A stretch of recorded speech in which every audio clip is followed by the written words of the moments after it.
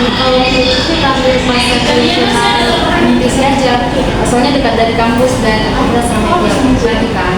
Kebetulan di sana fasilitasnya masih sederhana, jadi kita bisa lebih jelas menilai soal parkir, kebersihan, dan akses jalan. Oke, kalau gitu kita pilih pasar Indonesia ya untuk jadi lokasi fasilitas. Hai, jadi hari ini kita menuju pasar MMTC.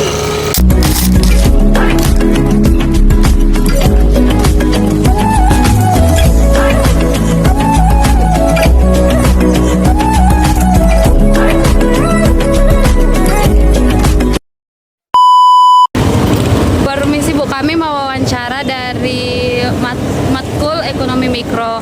Di sini kami mau wawancara tentang pasar. Menurut Ibu, kebersihan pasar ini sudah terjaga dengan baik atau masih ada kendala? Masih ada kendala. Kendalanya apa? Ranjang.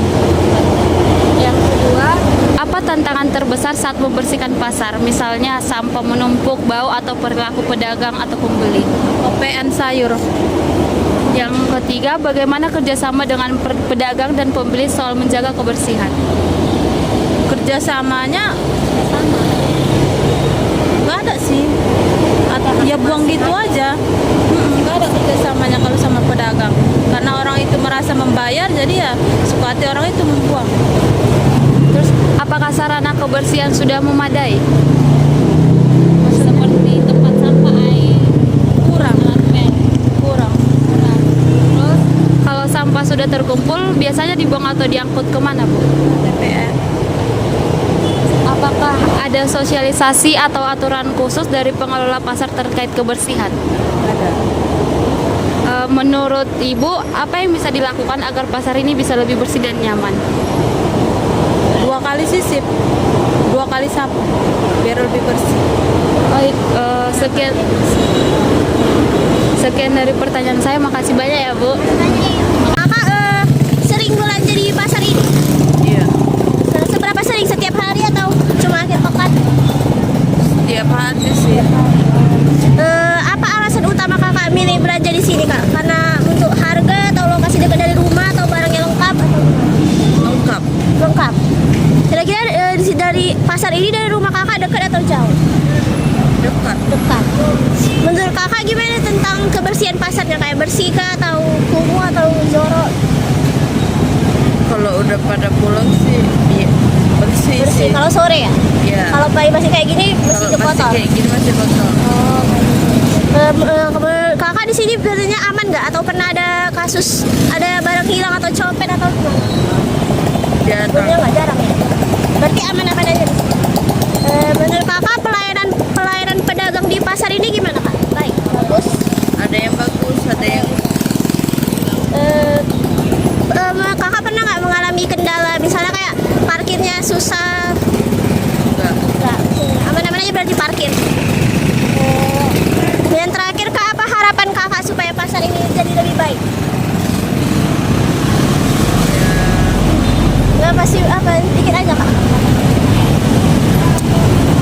Ya, semoga aja kan sekarang kan agak sepi sih ya, Sekarang nggak sih? karena ada begal-begal itu.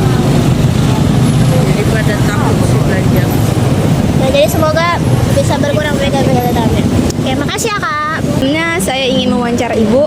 Pertama, Ibu dengan siapa? Sri Andayani Bruce Biring. Pertanyaannya yang pertama, sudah berapa lama Ibu berjualan di pasar ini? Oh, udah lama nakku, 3 tahun.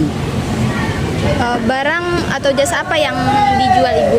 Toma, karena udah ditutup nih karena mau pulang. Yang ketiga, bagaimana pendapat Ibu tentang kondisi pasar ini? Ramai atau tidak nyaman atau nyaman? Alhamdulillah nyaman, ramai. Apa kendala terbesar yang biasanya dihadapi saat berjualan, misalnya sepi pembeli, persaingan, biaya sewa? Oh, kalau sewa ya udah resikonya lah. Kita namanya sini jualan ya mesti kita usahakan lah sewanya nakku. Yang bagaimana hubungan antara pembeli, pedagang lain dan petugas pasar menurut Ibu? Baik semua. Apa harapan Ibu agar pasar ini lebih baik dan lebih ramai? Ya mudah-mudahan insya Allah ya makin rame lah, makin lancar ya kan aku, biar sewanya pun lancar ya kan. Makasih ya Bu. Oke nak. Menurut Bapak bagaimana situasi keamanan di pasar ini secara umum?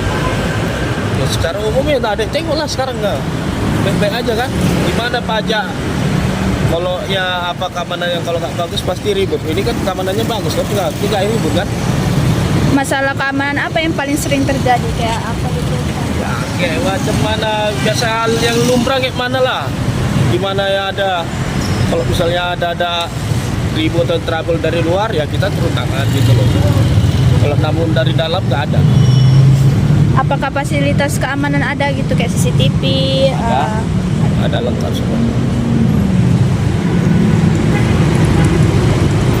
Menurut Bapak apa yang bisa dilakukan agar keamanan pasar lebih terjamin? Ya. Kalau bisa lebih terjamin ya dengan cara kekompakan semua lah. Ya. Apa harapan Bapak untuk kondisi pasar ke depan? Kalau ya semoga maju aja, makin maju makin ramai itu aja. Makasih ya Pak. Ya. A few moments later.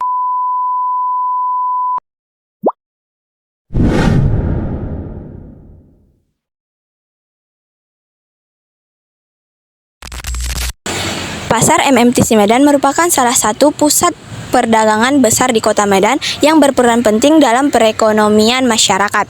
Namun, dalam perkembangannya, pasar MMTC Medan mengalami berbagai masalah, yaitu kondisi lingkungan yang kumuh, penataan kios yang tidak teratur, kemacetan di sekitar area pasar, dan kurangnya fasilitas keamanan. Jadi masalah-masalah ini menunjukkan bahwa mekanisme pasar tidak berjalan secara efisien. Oleh karena itu diperlukan intervensi pemerintah untuk memperbaiki kondisi pasar agar berfungsi dengan baik. Dalam teori ekonomi mikro, pasar dikatakan sempurna jika terdapat banyak penjual dan pembeli. Namun, pasar MMTC menunjukkan ciri pasar tidak sempurna, yaitu adanya asimetri informasi di mana pembeli tidak mengetahui harga yang sama antar kios.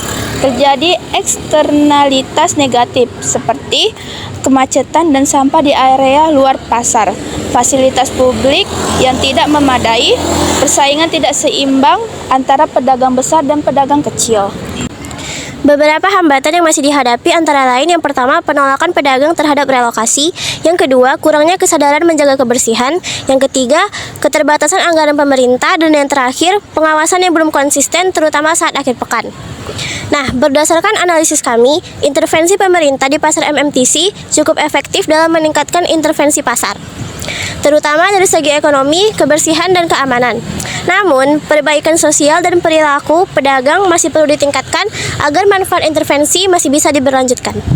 Untuk mengatasi permasalahan tersebut, pemerintah Kota Medan telah melakukan berbagai bentuk intervensi, antara lain yang pertama, revitalisasi dan perbaikan infrastruktur, pengecatan ulang kios dan perbaikan atap. Yang kedua, relokasi pedagang kaki lima di area belakang pasar untuk mengurangi kemacetan. Yang ketiga, peningkatan sistem kebersihan dan keamanan dengan menambah petugas dan pos keamanan. Yang keempat, pengawasan harga dan retribusi untuk mencegah praktik monopoli kecil.